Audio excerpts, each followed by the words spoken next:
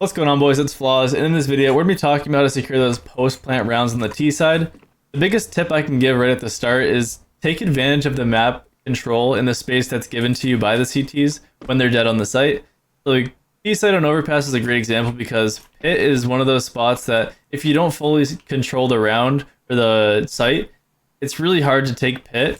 But if you do get those first couple kills, and maybe there's someone that's rotated back in through heaven, it's a little bit difficult to get hit, right? But I think it's worth it almost every single time to at least have someone on the T side jump into here and just play from all these different angles, right? Doesn't matter what map you're on. It could be Inferno, you could be on the B site, pushed up in a church, right? That just kind of in the back of your mind secures the round for you as a T.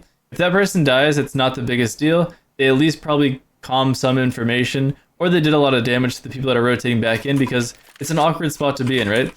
Can also be pushed up to here. Doesn't really matter too much exactly where you're pushed up to, but you want to be in a spot where you can just start to hear different sounds that you probably shouldn't hear in like the CT's minds.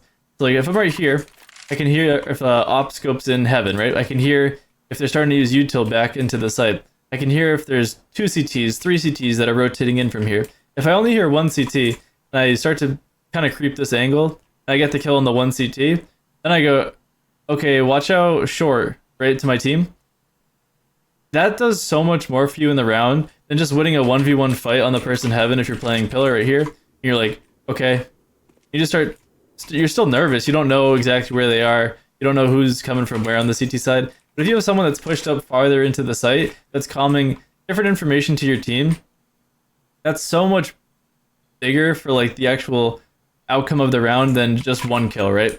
You don't want to get into this habit, which a lot of people do, is where they're holding different parts of the site, and that's fine. You can obviously do that, but you don't want to be taking 1v1s at all different like routes into the site. Like someone short, someone watching tunnel, and someone watching CT. That's the worst play you can possibly do to hold the site, because I'd rather play with 3 people in pit, to be completely honest with you, because it's so much tougher for the CTs to actually flush you out with nades, with a flash, with someone just peeking, getting a lucky kill.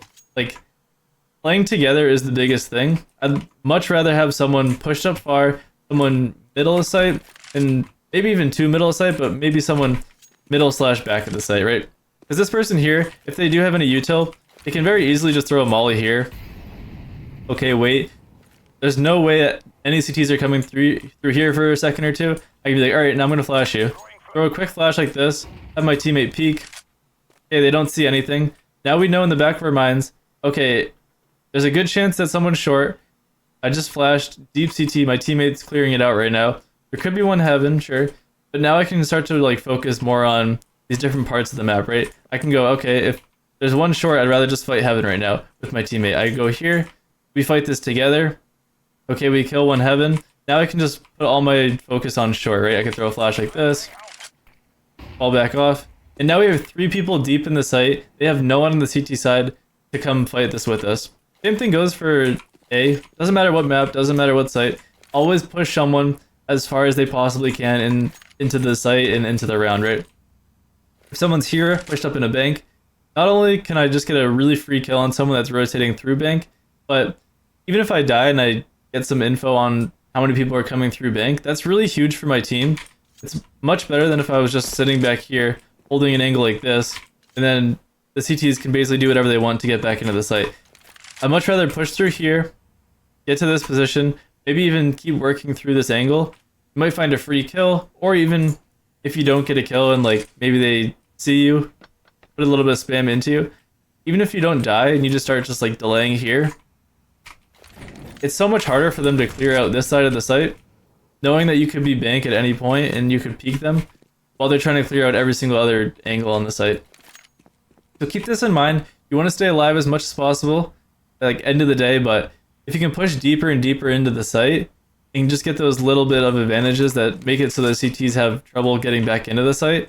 That should be like your main goal, and that should be the biggest thing you work on. Even if you die a couple times, just trying to like test this out. Always try to just work on different aspects of your game that might not be there fully. You do something like this,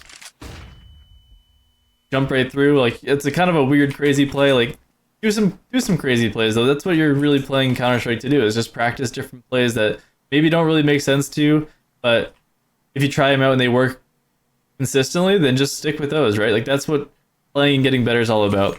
I hope this helped you guys out. If you guys have any questions, leave them in the comments down below. But otherwise, I'll see you guys in the next video. Later.